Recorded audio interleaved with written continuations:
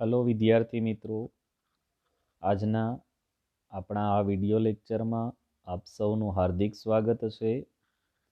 આજે આપણે unit number 9 કે જેમનું રીડ છે હેડેક, એમના પાર્ટ 2 વિશે અભ્યાસ કરવા જઈ રહ્યા છીએ. પાર્ટ 1ની અંદર આપણે હેડેકનો અર્થ સમજેલા, ત્યાર પછી આપણા રીડનું જે પરિચય છે, માહિતી છે એ મેળવેલી કે જે આપણા લેખક છે આર.કે. નારાયણ એમના દ્વારા આપવામાં આવેલી, અને ત્યાર પછી આપણે આપણા રીડની શરૂઆત કરેલી અને તેમની અંદર પાર્ટ 1 છે તે સમજેલા કે જેમની અંદર એમના અઘરા લાગતા શબ્દો છે એમના વિશે પણ વાત કરેલી અને સાથે સાથે એ શું કહેવા માગે છે એ પણ સમજેલા. હવે આપણે તો કે પાર્ટ 2 છે એમની શરૂઆત છે એ કરવા જઈ રહ્યા છીએ. તો જેમાં આપણે લાસ્ટ લાઈન સુધી સમજેલા ત્યાંથી આગળ કન્ટિન્યુ કરીએ છીએ. તમને તમારા સ્ક્રીન ઉપર જે પેજ છે જોવા મળે છે એમના દ્વારા આપણે આગળ વધીએ. Whenever I see that word, I wonder what it exactly means. એટલે કે જ્યારે પણ હું આ શબ્દોને તો કે સાંભળું છું ત્યારે તેનો વાસ્તવિક અર્થ સમજવાનો પ્રયત્ન કરું છું. It is one of those curious words કે તે આશ્ચર્ય પ્રમાણતો શબ્દ છે. લાઇક inanity, જેનો અર્થ થાય છે મૂર્ખતા, which has no anity. અહીંયા એમ પૂછેલું છે કે જેમ કે inanity કે જેમાં એનિટી શબ્દ રહેલો છે જેનો સ્વતંત્રપણે કોઈ અર્થ જ નથી. which do not necessarily mean the opposite without the in, કે ખરેખર જેમાં અનિવાર્ય નથી કે ઇન શરૂઆતમાં મૂકવાથી ડિસ્પોઝિશનનો વિરોધી શબ્દ બને. યુ કેન નોટ સે, તમે એવું પણ ન કહી શકો કે owing to disposition I am not taking the medicine, whereas you can say owing to indispositions I called in the doctor. owing to નો અર્થ થાય છે ના કારણે. એટલે કહે છે કે તમે એવું પણ નથી કહી શકતા કે સ્વસ્થ હોવાના કારણે હું દવા નથી લેતો. એના બદલામાં તમે કહી શકો છો કે અસ્વસ્થ હોવાના લીધે મેં ડૉક્ટરને બોલાવ્યા છે.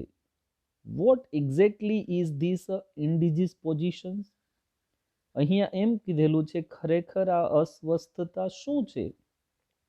I have never been able to understand it except that it sounds very well in press notes or health bulletins or in messages from eminent men to gatherings to which they have been invited. અહીંયા એવી રીતે સમજાવેલું છે કે હું તેને સમજી શકતો નથી કે તે સિવાય સમાચારના માધ્યમ દ્વારા એટલે કે પ્રેસ નોટ દ્વારા કે તંદુરસ્તી અંગેના, સ્વાસ્થ્ય અંગેના જે સત્તાવાર બુલેટિન્સ એટલે સત્તાવાર અહેવાલ તેના દ્વારા આપને સાંભળવા મળે, અને સાથે સાથે જે એમિનન્ટ છે એટલે કે મુખ્ય છે કે પછી સંમેલનની અંદર આમંત્રિત કરવામાં આવે તો પણ કોઈ પણ જાતના આગળ પડતા મહત્વની વ્યક્તિના સંદેશોમાં જોવા મળે છે. અહીંયા એ જ વસ્તુ છે એ સમજાવેલી છે. Indispositions cannot generally be said by the person directly affected. કે જે પોતે અસ્વસ્થ છે તે પોતે એ જણાવશે નહીં. It does not sound very well for anyone to write directly. એટલે એવું કહેલું છે કે કોઈ પણ માટે સીધે સીધું એવું કહી દેવું એ સારું લાગતું નથી કે અસ્વસ્થતાને હું તમારી ખાસ કરીને તો કે જે owing to indisposition I am not attending your meeting, એટલે કહે છે કે અસ્વસ્થતાના કારણે હું તમારી મીટિંગમાં હાજર રહી શકું તેમ નથી. ઇટ સાઉન્ડ્સ અનકન્વિન્સિંગ, કે તેનો જે અવાજ છે એ કેવો હોય છે તો કે એ હોય છે અનકન્વિન્સિંગ, જેનો કહેવાય અવિસ્મરણીય, બરાબર છે, કે જે ખરેખર વિશ્વસનીય હોય પણ અહીંયા અનકન્વિન્સિંગ કીધું છે એટલે વિશ્વસનીય ન હોવું, કે તે મને વિશ્વસનીય લાગતું નથી. It sounds better in the third person, એટલે કહે છે કે આ જ બાબતે જો કોઈ ત્રીજા વ્યક્તિ દ્વારા કહેવામાં આવે તો તે વધારે યોગ્ય લાગે છે. It implies that the gentleman is an eminent one, has a secretary or a deputy who can speak for him. અહીંયા એમ કીધેલું છે કે માટે જ એવું દર્શાવવામાં આવે છે કે જે તે શ્રીમાન એક સુવિખ્યાત વ્યક્તિ છે અને તેને મદદરૂપ થનાર કોઈ વ્યક્તિ હોય છે કે જે તેના માટે આવું બોલે છે. Mister so and so regret his inability to attend the meeting today owing to indisposition. એટલે એમ કહે છે કે તે શ્રીમાન તેમની અસ્વસ્થ તબિયતના કારણે આજની મીટિંગમાં હાજર ન રહી શકવા માટે દિલગીર છે. એટલે કે તેઓ એ પ્રકારની લાગણી વ્યક્ત કરે છે. પીપલ વિલ અન્ડરસ્ટેન્ડ, લોકો છે એ આ બાબતને સમજી જશે, and accept the statement and will not question, તેઓ આ બાબતને સમજી જશે અને આ એમનું જે નિવેદન છે તેને સ્વીકારી લેશે અને તેના ઉપર કોઈ પણ પ્રકારનો પ્રશ્ન પણ કરશે નહીં. What is that indispositions? આ અસ્વસ્થતા ખરેખર શું છે? Is he down with flu or malaria or cold or રૂમેટિઝમ?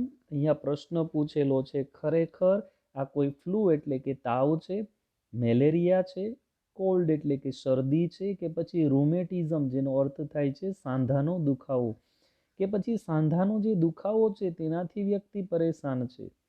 I no a doctor કે હુ કેન ક્યોર ઇટ? હું જાણું છું કે એક ડોક્ટર કે જે આમની સારવાર કરી શકે છે. On the contrary, just accept it and its face value and pass on to the next item. અને તે વ્યક્તિને કહેતા નથી, ઉલટાનું એ વાતને સ્વીકારી લે છે અને કંઈ કર્યા સિવાય આગળ વધારી દેવામાં આવે છે. Indispositions could be used at a particular level, not by all and sundry. સન્ડ્રીનો અર્થ થાય છે મહત્વ વિનાનું. એટલે કહે છે કે અસ્વસ્થતાનો ઉપયોગ માત્ર ચોક્કસ સ્થાને જ કરવામાં આવે છે અને ખાસ કરીને સામાન્ય વ્યક્તિ દ્વારા અને બધા દ્વારા એનો ઉપયોગ થતો નથી. અ સ્કૂલ બોય કે હુ સેઝ એઝ આઈ એમ ઇન્ડિસ્પોઝનો અર્થ થાય છે બીમાર. એટલે કહે છે કે શાળાનો વિદ્યાર્થી જો એવું કહે કે હું રજા લેવા માંગુ છું અને એનું કારણ છે કે મારી તબિયત સારી નથી, I want to be let off, will have his ear twisted for his preconciousness. અહીંયા એમ કીધેલું છે તો તેના આ શબ્દો છે તેના કારણે, એટલે કે વધારે પડતું બોલવાના કારણે તેનો કાન છે તે મરડવામાં આવશે. પ્રીકોન્શિયસનેસનો અર્થ થાય વધારે પડતું બોલવું. આઈ થિંક, મને એવું લાગે છે કે I should shock mankind if I suddenly said there is no such things as headache or indispositions. લેખક એવું કહે છે કે મને લાગે છે કે જો હું એકદમ કહીશ તો માનવજાતને આઘાત લાગશે એ વાતથી કે સિરદર્દ કે અસ્વસ્થતા જેવી કોઈ બાબત હોતી જ નથી. It is all just an excuse. આ બધા એક પ્રકારના એક્સક્યુઝ છે, એટલે કે બહાના છે. એન એલિગન્ટ ફ્લેશહુડ, અને સાથે સાથે બધાને પસંદ પડે તેવું એક ખોટું છે. ફ્લેશહુડનો અર્થ થાય ખોટું. For have I not seen dozens of headache cases walking or driving about gaily to be seen everywhere except where they ought to be at the particular hour?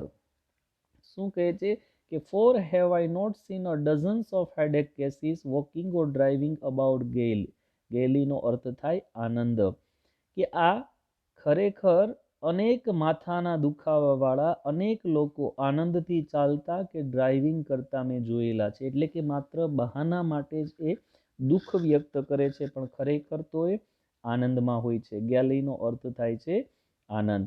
કે એવા સમયે કે જ્યારે તેઓ કોઈ બીજી જગ્યા ખરેખર એ હાજર હોવા જોઈતા હતા, અને તેના કારણે જ તો કે the word is not yet ripe for such out સ્પોકનસ.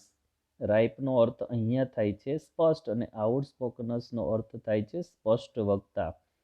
કે આ દુનિયાની અંદર હજુ એવા પણ સ્પષ્ટ સાંભળવા માટેના ખરેખર તો કે જે સાંવેદિક કે માનસિક રીતે લોકો તૈયાર નથી. તો a man cannot say a man not attending the meeting today since I don't feel like it. તો એક વ્યક્તિ એવું કહી શકતો નથી કે હું આજે મીટિંગમાં હાજરી નથી આપતો કારણ કે મારે એની ઈચ્છા નથી અથવા મારું મન નથી. A clerk who writes to his masters, I am not attending the office today because I am not inclined to look at any paper today will lose his job, whereas he quite a liberty to say that he is down with headache. ઇન્કલિંગનો અર્થ થાય છે ને લગતું કામ કરવું. કે એક clerk છે તે તેના માલિકને એવું લખે છે કે હું આજે ઓફિસમાં હાજરી નહીં આપી શકું કારણ કે આજે કોઈ કાગળનું કામ કરવાની મારી ઈચ્છા નથી. જો આવું તે કરશે તો તેની નોકરી છે એ તેણે ગુમાવવી પડશે અને તે પોતાના શાંતિથી તેના જે વિશેષાધિકાર છે તેના વિશે કહે છે કે તેને ખરેખર શું છે તો કે એ સિરદર્દ છે. એટલે જો એ ખરેખર જેવું છે એવું કહેશે તો એને એ રજા છે એ મળશે નહીં અને નોકરી ગુમાવવાનો પણ વારો આવશે. પણ એની જ જગ્યાએ જો હેડેકનો ઉપયોગ કરશે, સિરદર્દના બહાનારૂપી ઉપયોગ કરશે તો એને ચોક્કસથી એ રજા છે તે મળશે અને નોકરી છે એ ગુમાવવાનો વારો પણ આવશે નહીં. Headache is essential for maintaining human relationships in working order. Essentialનો અર્થ થાય છે આવશ્યક. કે માણસો પરસ્પર સારી રીતે કામ પાર પાડી શકે તે માટે સિરદર્દ છે તે આવશ્યક છે એટલે કે જરૂરી છે. We cannot do without it either at home or in public. કે આપણે તેના વગર ઘરમાં કે જાહેરમાં ચલાવી શકતા નથી. કે આપણે ખ્યાલ છે કે આપણે કોઈને કોઈ જગ્યાએ આમનું બહાનારૂપી ઉપયોગ છે એ કરવો પડતો હોય છે. In any normal household one can see a variety of headaches. કે કોઈ સામાન્ય ઘરની બાબતમાં પણ આપણે વિવિધ પ્રકારની સિરદર્દની વાતો છે તે કરીએ છીએ અને ત્યાર પછી curtaining off a variety of uncomfortable situation. Curtaining ઓફનો અર્થ અહીંયા થાય છે ઢાંકવું. એટલે કહે છે કે જેના કારણે આપણે એક પ્રકારની પ્રતિકૂળ પરિસ્થિતિઓ એટલે વિપરીત પરિસ્થિતિઓ છે તેમને ઢાંકતી જોઈ શકીએ છીએ. એક્સક્યુઝ બહાનાઓ છે તેમના લીધે. The mother-in-law who forswears her food on the plea of a splitted head is clearly not on the best of terms, at least for the day, with the daughter-in-law or son. અહીંયા કીધેલું છે કે forswearનો અર્થ થાય છે નો ત્યાગ કરવો. પ્લીનો અર્થ થાય છે ભૂલરૂપી બહાનું. એટલે કહે છે કે સાસુને જોઈ જો કોઈ દિવસ વહુ કે પુત્ર સાથે ભલે એક દિવસ પૂરો તો પણ વાંધો પડ્યો હોય તો તેણી અતિશય સિરદર્દનું બહાનું કાઢી અને તેનું ખાવાનું છોડી દેશે. અને સાથે સાથે તો કે માથાના જે દુખાવાના બહાના રૂપી જ તે રહેશે. ધ સન કે હુ પ્લીડ્સ હેડેક એ પુત્રના કિસ્સામાં કે જેમાં may want to keep away not only his friends and officers but would like his wife not to praise him too much to fulfil his promise to take her out. અહીંયા એમ કીધેલું છે કે તેના પુત્રના કિસ્સામાં જોવામાં આવે તો કે પુત્ર કે જો તેના મિત્રો કે અધિકારીઓથી દૂર રહેવા માંગતો હોય કે તેની પત્નીને આપેલું વચન પૂરું કરવા બહાર લઈ જવા તેણી તેના પર બહુ દબાણ ન કરે તેવું ઈચ્છતો હોય તો તેના માટે ધ લિટલ મેન કે who pleads headache has definitely skipped his homework. તો એ સિરદર્દનું બહાનું આગળ ધરી અને જાણે કે તે એક બાળક છે પોતાનું ગૃહ કાર્ય કરવાનું ભૂલી ગયેલો હોય and would like the tutor to be sent away અને તેના જે ટ્યુટર છે એટલે કે એમના જે શિક્ષક છે ટ્યુશનના એનાથી એ છૂટવા માંગતો હોય તો ત્યારે એ સિરદર્દની દલીલ કરે છે. As I have already said અને જેથી જ હું એવું પહેલેથી કહી ચૂકેલો છું કે it will not do at all to be bluntly truthful on all occasions. એટલે કહે છે કે હું આ પહેલેથી જ કહી ચૂકેલું છે કે તમે દરેક પ્રસંગે તો કે ખરેખર સ્પષ્ટપણે બોલવું એ એટલું સારું હોતું નથી. The science of cultured existence is not to pray too deeply but accept certain words as their face value as expressed by the speaker.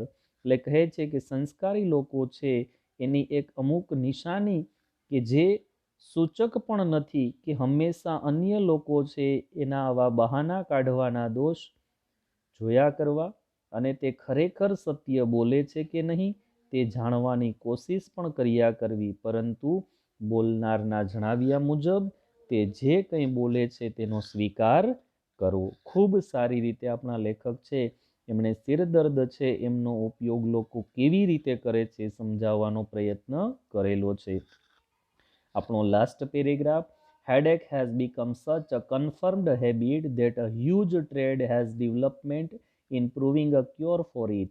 કે સિરદર્દ એ એક એવી સુદૃઢ ટેવ બની ગઈ છે કે જેના માટે તેનો ઉપચાર કરવાનો પણ મોટો વેપાર શરૂ થયેલો છે.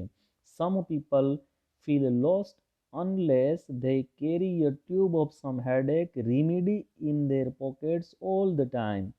કેટલાક લોકો તેઓ તેમના પોકેટમાં સિરદર્દ મટાડવાની કોઈ ટ્યુબ કે દવા ન રાખે તો જાણે કે and opticians give glasses guaranteed to relieve headache, તો કંઈ પણ ભૂલી ગયા હોય તેવું અનુભવે છે અને ચશ્મા વેચનાર જે છે ઓપ્ટિશિયન્સ છે તેઓ તો એવા ચશ્માનો વિશ્વાસ અપાવે છે, ગારંટી આપે છે કે જે ખરેખર તમારો સરદર્દ છે એ રિલીવ કરે એટલે કે ઘટાડે. જેને આપણે ઘણી વખત કહીએ કે માથું દુખે છે અને એના કારણે ઘણી વખત એવું કહેવામાં આવતું હોય કે તો કદાચ ચશ્મા હોઈ શકે છે. એ જ વસ્તુ અહીંયા સમજાવવામાં આવેલી છે. These are instances to show that mankind easily begins to believe in its myths. એટલે કહે છે કે આ બધા ઉદાહરણો માત્ર એ દર્શાવવા માટે છે કે માણસો કેટલી સરળતાથી ખોટી દંતકથાઓ છે, મિથ્સ છે એ માનવા લાગતા હોય છે. તો આવી રીતે આપણું રીડ અહીંયા પૂર્ણ થાય છે અને ખૂબ સારી રીતે જે લેખક છે આર કે નારાયણ એમણે આ હેડેક એટલે કે સિરદર્દ છે અને લોકો છે એ કેવી રીતે પોતાની જવાબદારીઓમાંથી છટકી જવા માટે એક નાના બાળકથી લઈ અને મોટી ઉંમરના સુધી તમામ વ્યક્તિઓ આનો ઉપયોગ ખૂબ સારી રીતે કરે છે. અને આ એક એવું એક્સક્યુઝ છે, બહાનું છે કે જેમાં દરેકે દરેકને સરળતાથી છૂટ છે તે મળતી હોય છે. તો ખૂબ સારી રીતે આપણા લેખક છે તેમણે તો કે પ્રયત્ન કરેલો છે આ વસ્તુને સમજાવવાનો. તો આપણું લેસન અહીંયા પૂર્ણ થાય છે. બધાને ખૂબ સારી રીતે સમજાઈ ચૂકેલું હશે. Thank you very much.